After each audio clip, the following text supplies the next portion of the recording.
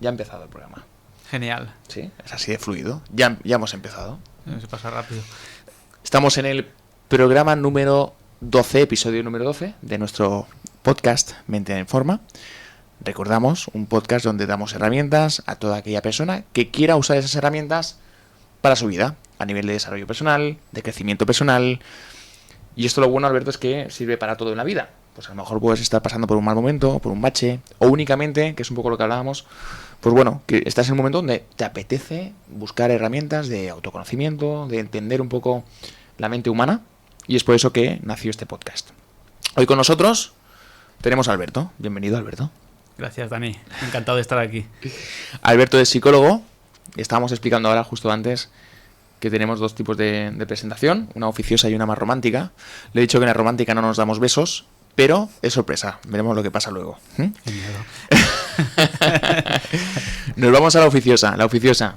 Alberto es integrador social, tiene 34 años, pero es también psicólogo sanitario y hoy ejerce haciendo servicios de, sí, si no me equivoco, de terapia, de psicología.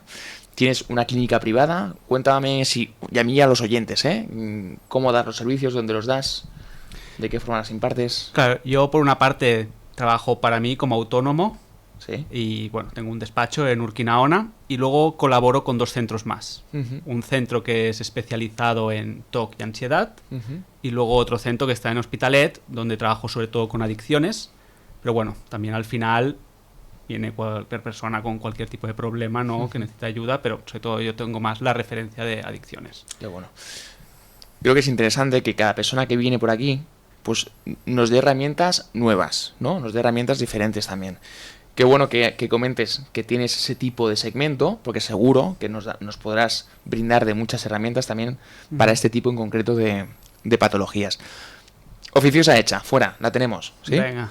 Vamos a la romántica. La romántica no es más que decir cómo lo conocí. Lo conocí en la formación de PNL, ¿sí? También está formado con programación neurolingüística, recordamos, donde compartimos aula y compartimos alguna risa que otra en aquel lugar. Experiencias intensas, ahí. Muy intensas, ¿sí? Muy interesantes. Y bueno, que recuerdas, que creo que vamos a recordar durante, si no toda la vida, unos cuantos años. Y ahí lo conocí a él como psicólogo y donde tuvimos bastantes conversaciones. Tú no te acordarás, pero yo recuerdo incluso tener alguna conversación contigo donde hablábamos muy, muy íntimamente, sin que os preocupéis y os alarméis, de un poco del pensamiento humano y hasta qué punto catalogarlo de patología, catalogarlo de situación emocional banal, como cualquier persona puede tener, y a partir de qué momento tener alguna señal de que esa persona pues puede tener algo un poquito más severo, ¿sí? Ya en forma de patología. Yo recuerdo alguna conversación de este tipo. Y yo cuando monté este podcast, te soy sincero, lo monté también pensando en personas como tú. Porque esas conversaciones yo las veo muy útiles, que vengan aquí, a este espacio, y que aquella persona que se piensa, lo voy a decir a cámara, que está loco, o que está loca, ¿sí? Que eso es un pensamiento, tú me corregirás como psicólogo, muy frecuente, ¿no? Cuando tenemos una situación emocional un poquito más baja. Pues yo recuerdo aquella conversación con mucho cariño, porque yo creo que Alberto, si consigo que venga al podcast, nos puede ayudar mucho y brindar de muchas cosas. Ahora me ha venido a la mente la conversación que tuvimos, era sobre todo de la ansiedad, ¿no? Correcto. De situaciones de estrés, donde a veces aparece un pensamiento, una sensación que dice, ostras, me da la sensación de que me voy a volver loco, o que me va a dar una enfermedad, o que voy a escuchar una voz, ¿no? Y a veces es ante situaciones de mucha ansiedad, ¿no?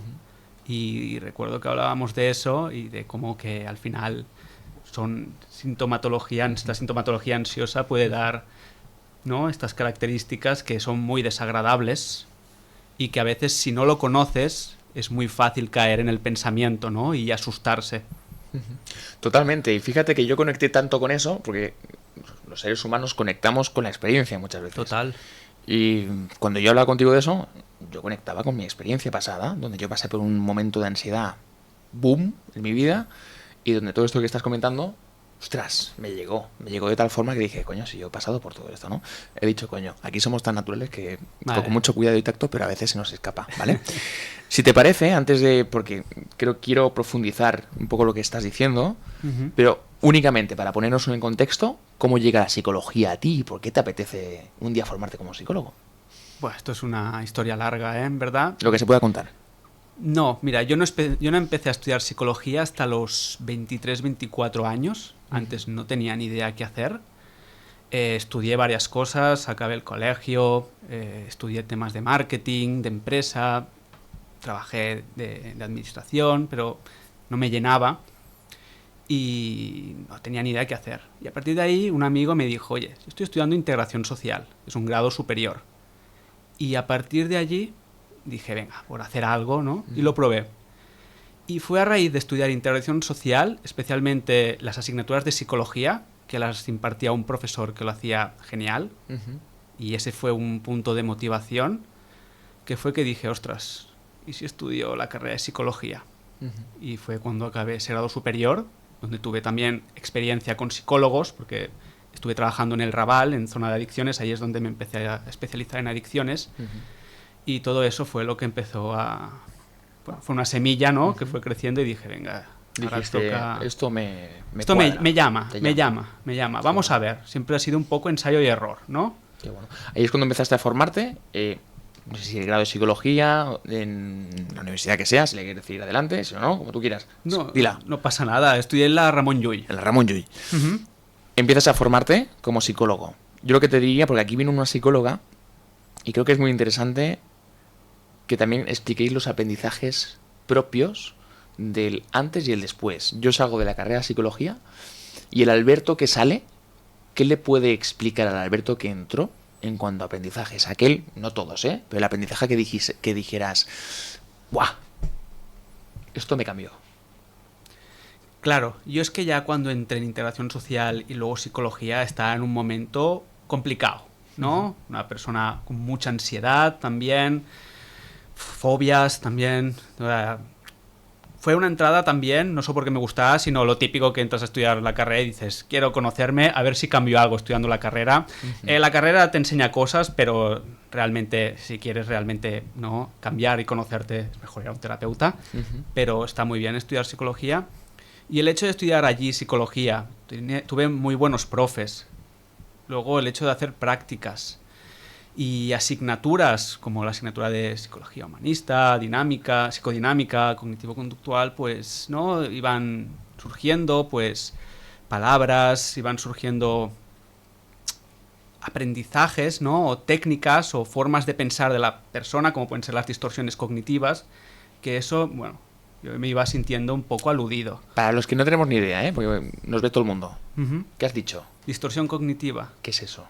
Claro, la distorsión cognitiva viene sobre todo de la psicología cognitiva conductual y lo que dice es que a veces las personas tenemos ciertos patrones de pensamiento que están, como dice la palabra, distorsionados. Por ejemplo, a mí me pasa algo y de repente digo, es que el mundo es una mierda, ¿no? Eso es una distorsión de generalización. Cuando algo pequeño o me pasa algo y lo generalizo a todo lo demás. También está la dicotomía. O la cosa es buena o mala. No hay puntos grises. También estaría la personalización, que por ejemplo sería que todo lo que pasa a mi alrededor me lo hago mío. Por ejemplo, yo qué sé, mis padres discuten y pienso que es por mi culpa, ¿no? Todo pasa por mí. Entonces, son patrones bastante comunes de pensamiento, que a veces esto se trata en terapia, sobre todo si se trabaja desde esta perspectiva, ¿no? Que es un poco la reestructuración cognitiva, ¿no? Y es ver estos patrones que se repiten en la persona para que le empiece a dar vueltas, ¿no? Al final la terapia sirve para conocerse.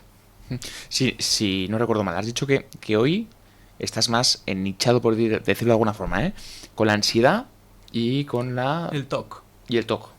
Perfecto. En tus consultas, ya sabemos que Alberto se inició, se formó, es psicólogo, cómo empezó. Hoy que lo es, ¿qué ves más a menudo, teniendo en cuenta también, ¿no? que vienes de ese nicho, pero lo que llega a tu consulta? ¿Sí? ¿Qué es lo que consideras que es el patrón que más se repite en tu consulta? Pues mira, por desgracia, la depresión Hay mucha gente con depresión, y depresión no hablo de tristeza, hablo de un trastorno de depresión. Y luego trastornos de ansiedad, obsesiones también.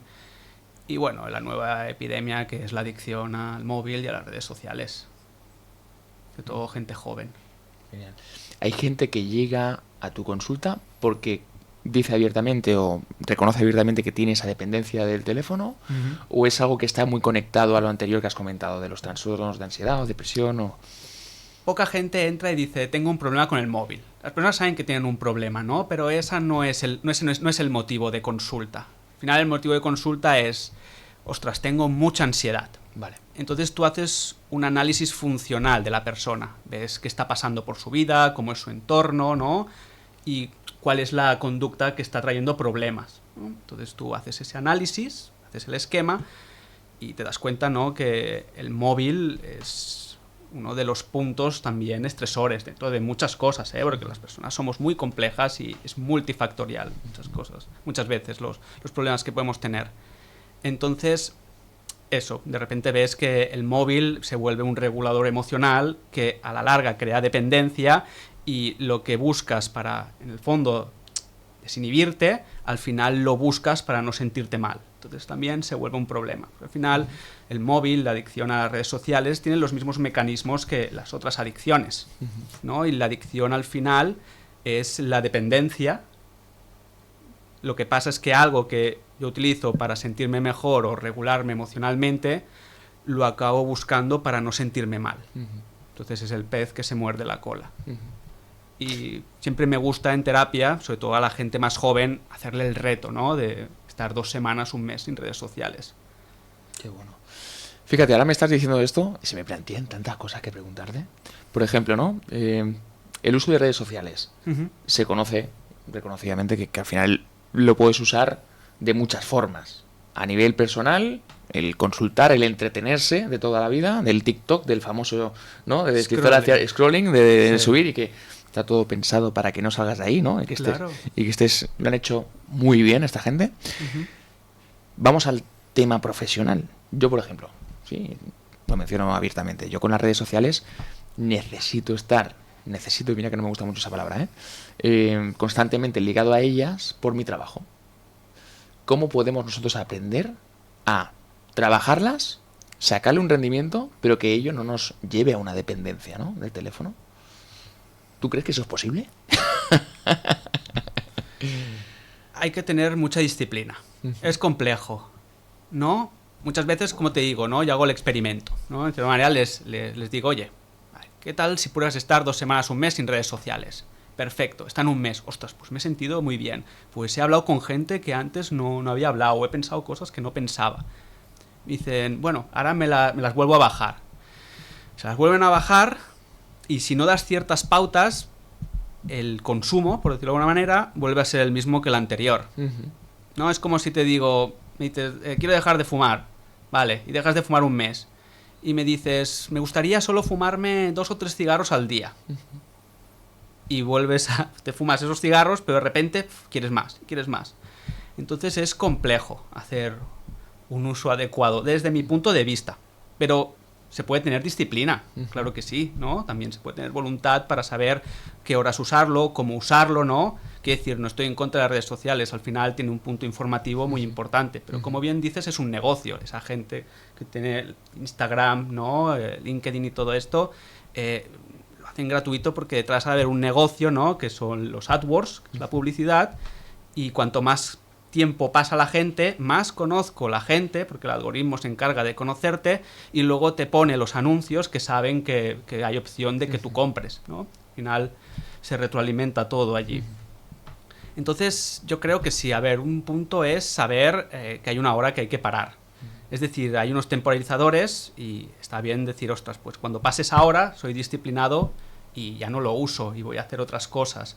O no usarlas antes de dormir también, o nada más despertarte, pero hay que tener esa disciplina un poco, porque si no es muy fácil caer, y yo soy el primero, que caigo muchas veces. Sí, al final es como acotar un poquito, ponerte esas marcas o esos límites, sí, esa disciplina que comentas, o a lo mejor, no lo sé, en este caso, si es una herramienta de trabajo, usarla como tal. Al final, un trabajo tiene sus horas al día, Claro. ¿no? Tener como marcado las horas en las que yo voy a usar esa herramienta, los limitadores de Instagram o de cualquier redes sociales, ¿no? Que te salte esa limitación y de, oye, pues a partir de las 8, no sé, me lo invento, ¿no? Claro, y para el trabajo también es diferente. No estás haciendo un scrolling infinito de vídeos y vídeo tras vídeo, ¿no? Y al final que te enseñan solo lo que saben que quieres ver, ¿no? Tú estás utilizando pues la plataforma de forma laboral y ya está, como divulgación, y eso está bien, ¿no? Al final hay que llegar a la gente de alguna manera y esta es la manera más Genial. De hecho, de concienciar. es como paradójico, porque esto que estamos haciendo es contenido Claro. que yo subo a mis redes sociales para que ayuden a las personas a ofrecerles esas herramientas en esas situaciones, ¿no? Claro, les va a llegar en Instagram, que es muchas veces lo que nos genera esa dependencia. Es como un poco paradójico, Sí, pero hay que ver, total. ver ese lado bueno de esta herramienta, ¿no? Es no el abuso, no el scrolling, ¿no? Sino el marcarse También esas saber pautas. que hay más cosas en la vida, ¿no? Saber que si pierdo mucho el tiempo, ser consciente de ello, ¿no? Mirar cuántas horas paso. Si estoy más de 3 horas al día, pues a lo mejor pasa algo, incluso ya 3 son bastante, ¿no? Y también buscar otras motivaciones. Esto tiene que ser un más a más. Claro, claro. Genial. Pues fíjate, esto me parece muy interesante, pero como tenemos lo que tenemos y me gustaría tocar más cositas, vino una psicóloga, ha venido coach, ha venido un poquito gente de todo tipo, ¿sí? Los que me siguen lo saben.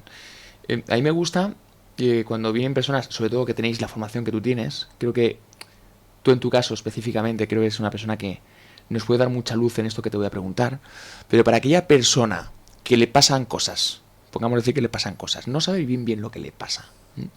Yo recuerdo, y lo digo abiertamente, que cuando tenía ansiedad no sabía lo que me pasaba. Así que, si es ansiedad, si es depresión, si es estrés, si no lo sé, ¿vale? Entonces a mí me gusta plantear preguntas en este espacio que ayuden a ese Dani del pasado, porque creo que pueden ayudar a mucha gente, ¿no? Y es preguntarte, ¿qué diferencias claras verías en estas dos palabras que ya no son tan tabú en la sociedad, como son la ansiedad y la depresión? Y cómo empezar a localizar en ti mismo que eso está empezando a ser, bueno, una constante en tu vida y que puedo empezar a localizar cositas. Muy buena pregunta. Porque al final, primero, para esta pregunta hay que saber diferenciar lo que es patológico de lo que no es patológico, ¿no? Nos vamos a la conversación que tuvimos. Claro. No, porque hoy en día está también muy sobrevalorada estas palabras. Me siento un poco triste, le Exacto. llamo depresión. Exactamente. ¿no? Exactamente. O tengo un poco de ansiedad y ya necesito hacer algo para quitármela, Sí. ¿no? Y al final, dentro de lo no patológico de esto, las emociones tampoco es bueno categorizarlas en buenas o malas, ¿no? Todas mandan una información. Si me estoy triste, pues está bien escucharse y saber de dónde puede venir esto, qué está fallando en mi vida o qué está pasando, ¿no? Igual que la ansiedad, pues es normal sentirla si tienes un examen, ¿no? Y no estás estudiando o por otras razones.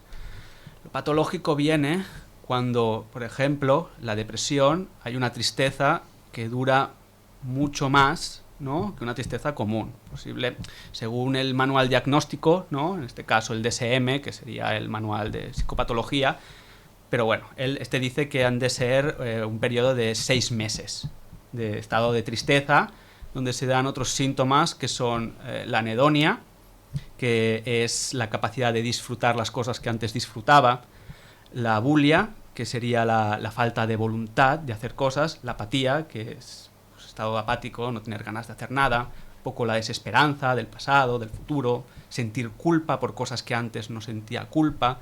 Claro, la depresión tiene una serie de síntomas que incluso aunque haya un detonante, a veces no está claro el detonante. Porque lo que empieza como un detonante, a lo mejor, pues eso se va dispersando y empieza a sentir triste por muchas cosas. Y en los casos más graves hay ideación suicida. Entonces, creo que me he perdido un poco de la pregunta. No, ahora. estábamos buscando. Pero creo que es importante señalar un poco lo que es patológico que no, porque por la tendencia a huir de las emociones normales, y eso tampoco es bueno, porque huir de las emociones también se puede volver patológico. ¿no? La rabia en sí no es mala, es buena expresarla. Está claro que saber canalizarla y irte expresando, pero tapar la rabia puede producirte trastornos de ansiedad también, depresivos. Y el hecho de no alarmarse, ¿no? Que al final nos podemos permitir el lujo de estar tristes como información válida nuestra y que a lo mejor el perdurar en el tiempo, sobre todo has puesto el ejemplo de los 6 meses, ¿no? Eso es, pero una persona que lleva ya 2-3 meses en estado de tristeza o un mes continuo, ya ojo, puede pasar algo. Sobre todo, creo que has comentado cosas muy clave, que es el tema de la apatía, el tema de falta de voluntad de hacer cosas, cosas que antes disfrutaba, ya no las disfruto, ¿no? Sí. A lo mejor, pues hoy no me apetece, yo bailo mucho, creo que lo sabes, no me apetece bailar. Bueno, saber también tener tu espacio de hoy no me apetece, pero empezar a oler un poco ese tufillo, ¿no? Cuando llevo pues ya un tiempo donde esa apatía es constante, Claro. esa voluntad o poca falta de voluntad también es constante, ojo, ¿no? Que es un poco lo que nos comenta Alberto. Ansiedad. La ansiedad, vale. La ansiedad como trastorno, al final la ansiedad viene a través de una sintomatología que puede ser psicológica, emocional o física, ¿no? La ansiedad al final, o lo que llamarían trastornos de ansiedad, sería un poco el miedo a todo y a nada, ¿no? Miedos constantes, que puede ser de forma generalizada, puede ser miedo constante a tener problemas de salud, miedo constante a que me van a despedir del trabajo a pesar de que en el trabajo no esté pasando nada, ¿no? Y miedo en diferentes ámbitos. Si yo vivo constantemente preocupado por el futuro y no hay en el fondo ninguna información que me diga has de estar preocupado, entonces podemos hablar de que hay, ¿no? Puede haber un trastorno de ansiedad. Pero si están pasando cosas, tampoco es patológico. Quiere decir, una persona que le cuesta llegar a fin de mes, pues normal que pueda tener ansiedad, ¿no? Claro. Lo que pasa es que la ansiedad sostenida en el tiempo, ¿no? O lo que le llaman el estrés sostenido en el tiempo, pues puede llevar a otras causas, ¿no? Y al sentirse que me voy a volver loco, sentirse que me voy a desmayar, que ya serían los ataques de ansiedad. Genial. Para esa persona que, claro, hemos puesto en situación esos dos tipos de persona. ¿Cómo la asocias? Que entiendo ya un poquito la respuesta a la temporalidad de los dos lugares. Quiero decir, depresión, ¿en qué tiempo me ubico? Se comenta, ¿no? Que la depresión se ubica más en el pasado, en aquello que fuimos, y esa ansiedad más en ese futuro, esa preocupación por lo que me va a pasar, ¿no? También decir, perdona, que los síntomas de cada uno se entremezclan mucho, ¿no? Las depresiones pueden ser ansiosas, entonces hay depresiones donde uno también tiene ansiedad. Vale. Es decir, no, al final las psicología no hay cosas muy puras, ¿no? Se entremezclan mucho los síntomas, patrones de comportamiento, de pensamiento. Eso hacer buenos diagnósticos es difícil.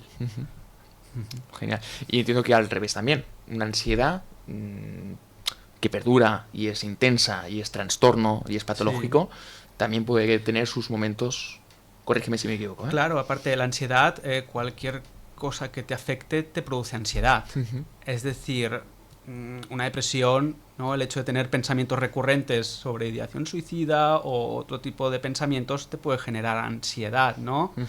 El hecho de tener pues, ciertos trastornos de personalidad también producen sintomatología ansiosa, ¿no? Al final la ansiedad es miedo, ¿no? Y al final todo lo que te puede producir miedo pues, produce sintomatología ansiosa. Genial. Vale, hemos puesto un poquito de lugar a las cosas, ¿no? Hemos puesto un poco de nombre, hemos dado pinceladas de lo que puede ser cada cosa. A quien nos escuche, bueno, piénsalas. Pero a mí me gusta que la segunda parte, que ahora vamos a por la segunda parte aprox, incluso ya nos pasamos un poquito, pero bueno, vamos a dar aire. Vamos a dar herramientas, recursos. Yeah. Aquí tenemos un psicólogo, ¿sí? Que ejerce como tal. Yo tengo ansiedad, yo tengo depresión. Si se ubica alguien que nos escuche, ¿qué le podemos decir? Porque claro, o sea, es algo jodido lo que estás comentando. Sí, hablamos. Sí. Es algo que, oye, que... Mira, yo he pasado por ansiedad, ¿sí? Y lo he dicho muchas veces. Es algo muy jodido, ¿no? Es muy jodido tener ansiedad. Y lo vivimos muchas veces como una pasión también, muy totalmente. Jodido, sí, cualquier cosa. Yo recuerdo, incluso, y lo he dicho más de una vez, que cuando yo tuve el caos de ansiedad que tuve, claro, yo no me puedo autodiagnosticar, y menos en aquel momento que no estaba formado en absolutamente de nada, ¿no? Pero que esas pinceladas de depresión estuvieron, ¿no? Porque tener una vida donde todo te da miedo es como es una situación jodida, y al final, quieras que no te apetece esa vida. Donde todo te da miedo, todo te preocupa. Claro. Entonces, como el trabajar esa ansiedad, luego finalmente también acaba solucionando todo lo demás, ¿no? Pero nos vamos ahí, porque a mí lo que me ayudó mucho en ese momento de mi vida es lo que está pasando ante nosotros, que creo que es la magia, que es recordar que eso siempre se puede trabajar, ¿no? Ujú. De la mano de, sobre todo, profesionales, de especialistas como Alberto. En este caso yo lo hago desde la herramienta del coaching y de la PNL Claro. y del entrenamiento personal, que muchas veces va muy conectado y tú lo Hombre, el sabes. deporte va súper bien. Exactamente. Entonces, y preguntarte, ostras, ¿qué le podrías decir a esa persona que te está escuchando Ujú. y, coño, ha escuchado a Alberto y dice, me cago en la mar, tengo esto, ¿no? Tengo lo otro. Y está un poquito ya en situación, todavía ese chico que está en ansiedad, está todavía más en ansiedad después de lo que te acabas de mostrar en el episodio. ¿Qué le podrías decir a esa persona? Claro, lo primero es pedir ayuda. Pedir ayuda es básico, ¿no? Porque a veces tiramos de herramientas como Google, ChatGPT, todo queda muy genérico y realmente no. La terapia no es solo herramientas, sino la conexión con otra persona y el poder hablar y expresar las preocupaciones y los miedos. Después, una vez vas al terapeuta, según el grado que haya, si es una depresión grave o un trastorno de ansiedad grave, a veces incluso hay que tomar psicofármacos, ¿no? Y es importante. Después, el hecho de hacer deporte, ¿no? Es un tópico, ¿no? Al final, pero ya los estudios ya dicen que el ejercicio aeróbico, por ejemplo, salir a correr cada mañana, ¿no? Tiene los mismos efectos que los antidepresivos. Así que si desde la terapia o un amigo familiar se le ayuda a esa persona a salir a correr, a hacer ejercicio, eso también le va a beneficiar.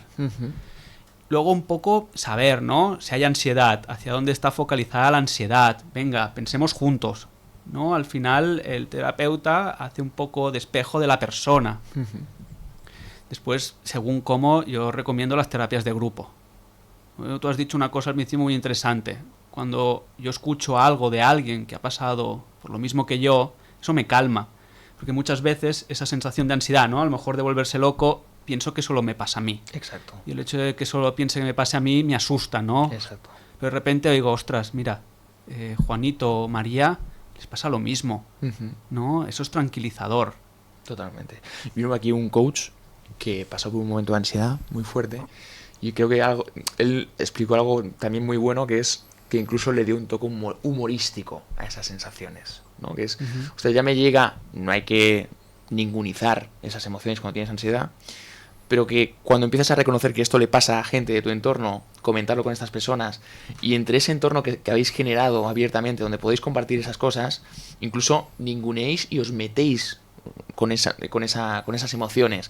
Usted ya me ha vuelto a parecer el dichoso bicho, ¿no? Entonces, como de alguna forma, el humor para mí me sirvió, en su momento es una herramienta que a mí me sirvió. Pero por supuesto, que digas, ¿no? Sobre todo, más allá de esa ayuda, que a veces se vuelve compleja, claro, a nivel de pues personas que estén llegando a que no les guste llegar a final de mes, ¿no? Porque creo que es la situación más repetida de la sociedad, ¿no? De cómo me voy a pagar un psicólogo o un terapeuta si me está costando llegar a final de mes. Entonces, esa gente es muy difícil. Entonces, ¿qué recursos le podemos dar? ¿No? Lo has comentado, pues el deporte, pues empezar a rodearte de ese entorno, a escuchar personas. La biblioterapia es muy buena. Leer libros, ¿no? Qué bueno. No digo que los libros no, muchas veces algunos sí, otros no, y según la persona. Al final es que dar una respuesta sola para sacar algo es complejo, ¿no? Dentro de la psicología hay muchos matices y hay muchas historias personales, ¿no? Y a lo mejor lo que le va bien a uno, a 20 no le van bien, ¿no? Igual que la PNL, a lo mejor, ¿no? Tú sacas la PNL y a mucha gente le va bien, pero a otra mucha no le sirve, ¿no? Entonces, esto de dar tips para mí es como ir con cuidado, ¿no? Todo en consulta. Totalmente. Es todo muy personalizado, pero como bien dices, hay mucha gente que no se lo puede permitir, ¿no? Pero entonces coger un buen libro de biblioterapia, ¿no? Puede ser algún libro de autoayuda que esté bien, o novelas, ¿no? A veces las novelas uno se puede identificar con un personaje. Totalmente. Y si el personaje tiene una evolución, ¿no? También puede ayudar, tener ese conocimiento, cosas que me hagan estar tranquilo, ¿no? Al final uno también encontrar qué le da paz. Dentro de la ansiedad, ¿no? A lo mejor si me gusta pintar y yo me pongo a pintar, a lo mejor en ese rato de pinto yo estoy tranquilo, ¿no? Y pintar es una forma de expresar emocionalmente, ¿no? O poner mis emociones delante. Hay gente que le gusta cantar o dar un paseo, ¿no? Buscar esas actividades que me resulten placenteras. Qué bueno. Ahí yo creo que hay casos donde nos volvemos un poco incluso desesperados, ¿no? De nada me sirve. ¿Sí? Procesos de ansiedad, tú conocerás mucho mejor que yo de los pacientes que hayas podido tener, de por más que hago, por más que intento, por más que... Oye, ostras, esto lo hablé con otro compañero aquí en el podcast, ¿eh? Empieza a hacer cosas que te den paz y empieza a rodearte de aquellas personas que también te transmitan esa paz. Claro. Y el hecho de repetir esas cosas que te proporcionan esa paz, ostras, puede ayudarte a que poco a poco esos miedos, esos bichos, los veamos de una manera diferente, Claro, ¿no? hombre, la socioterapia, ¿no? Que le llaman también, que es salir, ¿no? Hoy en día, gracias a las redes o diferentes aplicaciones, hay una que yo a veces la aconsejo mucho, que es Meetup, ¿no? No sé si puedo hacer publicidad, ¿no? Donde hacen reuniones de gente, entonces gente que a lo mejor pues se siente más sola o tenga amigos que se han ido o están casados o lo que sea, y yo digo, hostia, pues hoy en día es fácil conocer gente, conectar es otra cosa, pero salir a conocer es fácil, ¿no? Y entonces te animo un poco a buscar eso. Encima hoy hacen de todo, desde excursiones, deporte, o sea, puedes encontrar grupos de todo. Y eso es importante, ¿no? Porque al final, si el pensamiento está distorsionado, ¿no? O muy negativo, o con muchos miedos, a veces no, si me quedo en casa, en cama, solo me voy a retroalimentar más, ¿no? Una de las partes del tratamiento de la depresión, una de las partes es la activación conductual, ¿no? Y es que la persona tiene que salir, porque en casa, ¿no? Inundan más los pensamientos, los miedos, ¿no? Aparte, hay un lenguaje interno destructivo muchas veces. Entonces esa activación conductual es importante.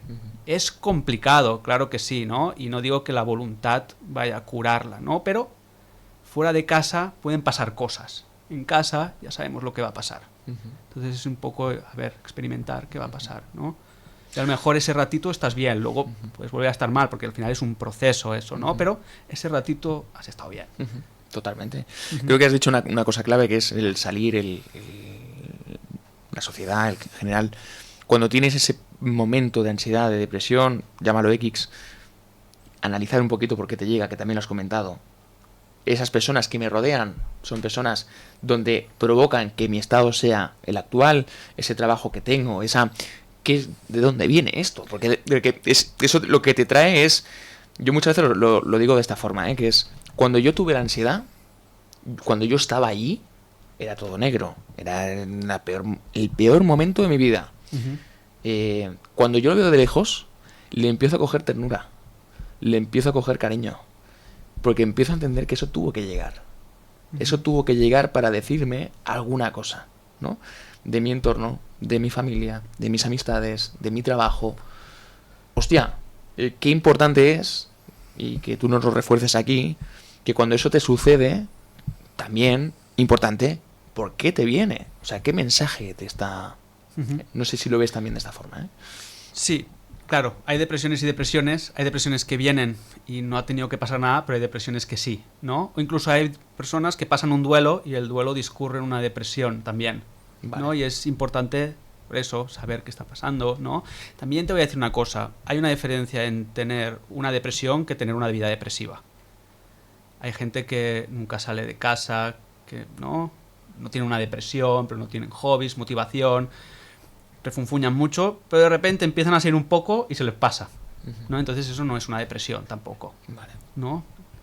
Pero sí que es importante, ¿no? Porque siempre en la tristeza hay mensajes, ¿no? Y hay formas, ¿no? Hay situaciones que a lo mejor a lo mejor estoy aguantando un trabajo que me amarga. O a lo mejor estoy en una relación que no funciona y la sujeto por miedo a estar solo, ¿no? Pero eso me hace estar peor. Es importante porque muchas veces también pasa de que a veces está pasando algo que no me gusta, pero tomar la decisión para cambiarlo también es muy difícil. Y me quedo encerrado en un malestar y en un conflicto interno, que a la larga también puede desarrollar mucho tiempo de tristeza, puede desarrollar esa depresión también. Entonces es imposible que cuando empieza, ¿no?, esa tristeza, pues también un poco saber qué está pasando, ¿no? Aquí tenemos un lema en Mente en Forma, en el podcast. Un lema que lo he puesto yo, por aquí. Los lemas los pongo yo y los que vienen. Está bien. No. Que es, y me gustaría que tú compartieras después de esto que acabas de comentar, que una depresión puede llegar por situaciones de tu día a día que han acontecido, pero puede que no. Puede que incluso sea algo genético, ¿no? Que heredamos. Químico, sí. ¿Vale? Entonces, aquí yo tengo, más allá de que no pongamos la situación de que no es nada genético y es algo que te va llegando, ¿no? El lema.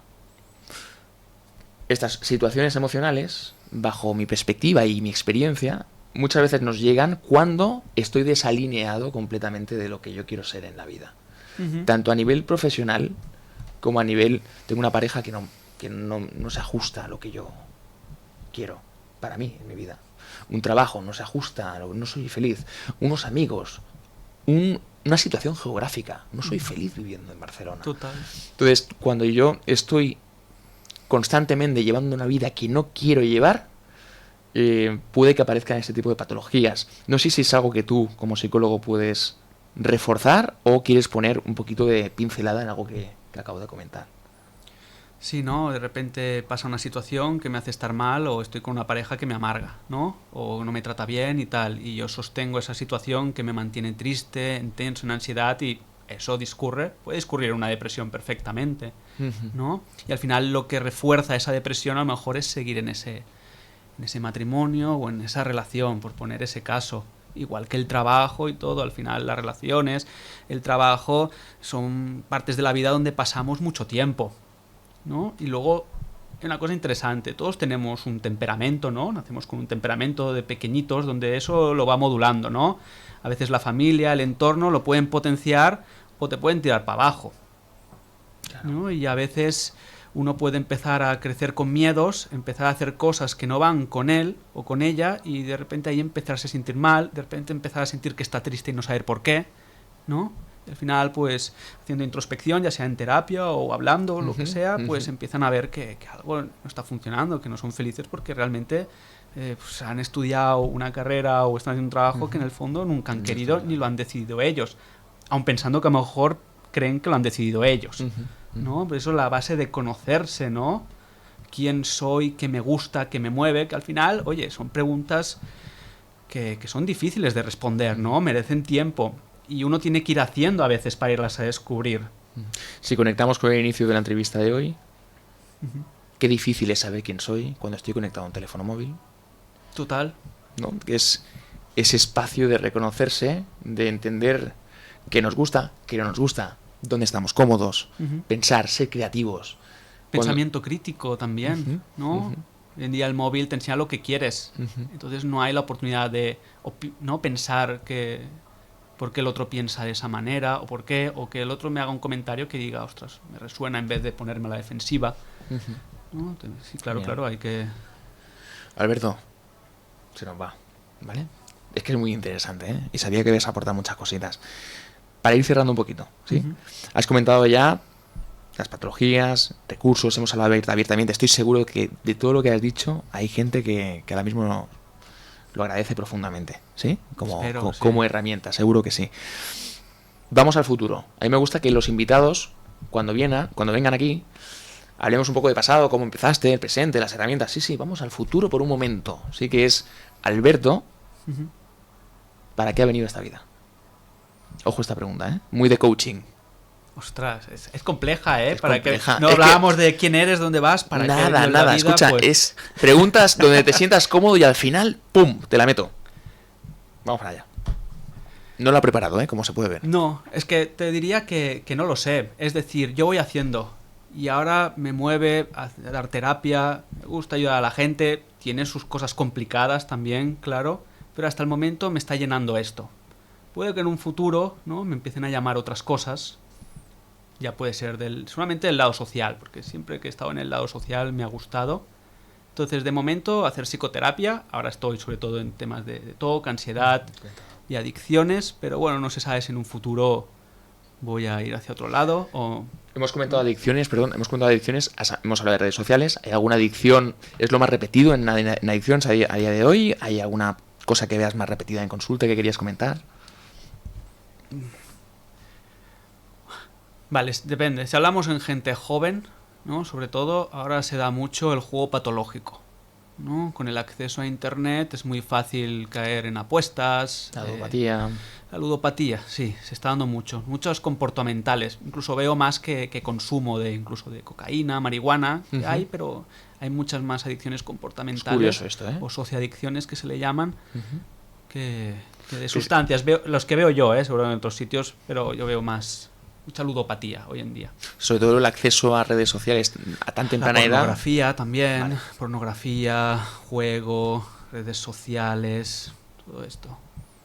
Todo esto que nos trae de nuevo el mundo digital también y que nos proporciona un acceso mucho más fácil que tiempos atrás, y como esto pues también nos trae este lado no tan bonito de la historia de las redes sociales, ¿no? Y del mundo digital, que es el tener fácil acceso a todo esto que nos proporciona ese placer a lo mejor instantáneo, ¿no? Ese placer de ¡pum!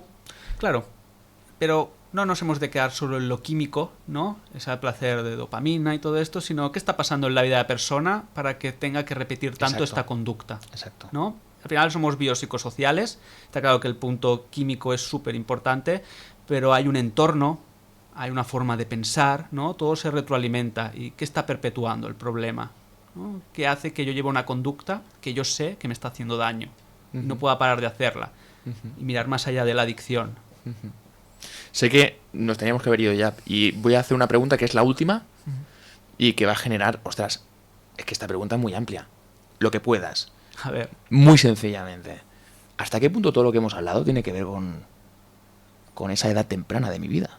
¿No? Esa persona que tiene esas adicciones, que oscurece o quiere tapar ese bulto que tiene internamente, esa ansiedad, esa depresión, todo lo emocional, todo lo que nos pasa, todo lo que hemos comentado hoy. ¿Hasta qué punto tiene esa conexión con los primeros años de mi vida? Muy amplia. Es muy amplia, tía. Y Pero... te he hecho una putada que no veas. Pero con eso cerramos hoy, con eso cerramos. La infancia tiene mucha importancia. Al final el niño es una esponja, ¿no? Y a veces esto no se culpa. Según qué situaciones, claro, es que aquí volvemos, que cada situación es única y hay que verla, ¿no? Especialmente cómo funciona, pero a veces los padres, sin quererlo, ¿no? Porque no hay un manual a veces de educación, y en casos de que no hay mala intención, Totalmente. sin querer, pues, ¿no? Infringir ciertos miedos o dudas al niño por protegerlo, ¿no? Y eso puede hacer que crezca con inseguridad, con falta de autoestima, entonces puede hacer que vaya más hacia una dirección. A veces no son los padres, es el entorno social, ¿no? Y hoy en día es muy fácil el acceso a muchas cosas en edades muy tempranas, ¿no? Hablamos de 8 o 9 años, pues fácil introducirte en el mundo de la pornografía o lo que se hace hoy, que es móvil, ¿no? Muchos niños que van con la tablet debajo del brazo nada más nacer, muchas veces, y eso pues, también que nos puede... Claro, ¿no? Y al final el móvil, pues te corta la capacidad de creatividad, de imaginación, ¿no? Esto es otro programa ya, ¿eh? Sí. Esto es otro programa porque estamos... para cerrar hemos tocado un tema... Pero sí, no, la infancia es importante, claro que sí. La infancia es donde pueden aparecer muchos de los traumas, ¿no? Al final, como te he dicho, yo trabajo con TOC y se ve, ¿no? Que al final muchas personas con TOC empiezan a desarrollar la sintomatología en la adolescencia, pubertad. Y cuando tú haces un análisis biográfico de sus vidas, empiezas a observar que en su infancia pues han vivido con mucha ansiedad por A, por B o por C. Claro. ¿No? Y a partir de ahí, al final, los trastornos, tener mucha ansiedad también a veces son procesos adaptativos fallidos, ¿no? Porque de pequeños no tenemos herramientas y uno hace lo que puede. Y la mente se intenta adaptar, lo que pasa es que al final eso se puede volver patológico. No, y sobre todo tener esa mente, como tú has dicho, crítica, de saber reconocer por qué me está pasando lo que me está pasando. Dejo el móvil un segundo, el móvil o lo que sea, que ahora mismo es por comentarlo. Y a lo mejor ese autoconocerse que decíamos, que me gusta, que no me gusta, es volver también a esa niñez y entender qué pasó en esa niñez para que yo hoy tenga ciertos comportamientos, y que a lo mejor es por donde tengo que empezar a conocerme, ¿no? Sí, total. Está bien, ¿no? Trabajar esa parte de infancia, ¿no? De forma más, a veces desde la PNL, que puede ser más simbólica, o desde un punto de vista hablado. Hoy en día también, según qué trauma, se trabaja con MDR, ¿no? Y también soy terapeuta MDR, entonces pues yo he visto, ¿no? Cosas muy chulas que han pasado a través de ciertos traumas trabajados con MDR, y cómo la persona también empieza a tener un pensamiento y una conducta más adaptativa posteriormente. Pero bueno, es otro tema también. No, otros. Vendrán unos cuantos días más, pero al final, sí. Y luego hay que saber, no todo es la infancia, también hay que saber trabajar el presente, porque a veces tú trabajas la infancia, pero hay una conducta que ha ido repitiéndose tanto tiempo que ya la ha automatizado, ¿no? Yo puedo haber trabajado toda mi infancia, mi adolescencia, pero a lo mejor sigo teniendo síntomas obsesivos o compulsivos, ¿no? O diferentes cosas. Entonces, es decir, es muy importante trabajar el pasado el presente y saber cómo me proyecto al futuro también. Totalmente. Que al final es lo que está tan de moda ahora, ¿no? Que es el vivir el presente. Estar más en observar lo que te rodea, dejar las conexiones digitales o lo que te haga estar sumergido en otras cosas y estar latente en el momento que estás, en ese espacio presente. Claro, y saber divagar, pero que el divagaje sea saludable. Exacto.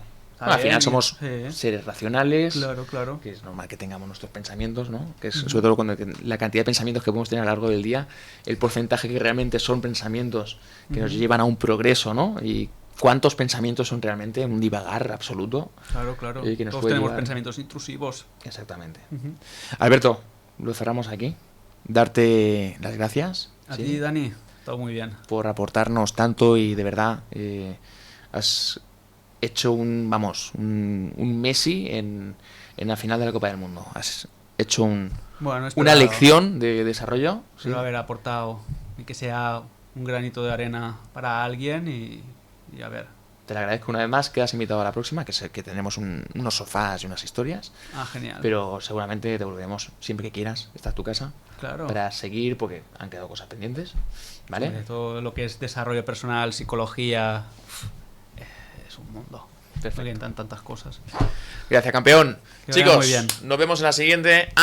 Y si quiero contactar con él, tiene una web que es... Centro de Psicología Yáñez.com. Ahí está. LinkedIn. O Alberto Ferrer Fernández Yáñez. Vale, o sea, si quieres saber más, si esto conecta con lo que dice Alberto, ¿no? Que muchas veces conectamos con alguien, no con alguien, ¿no?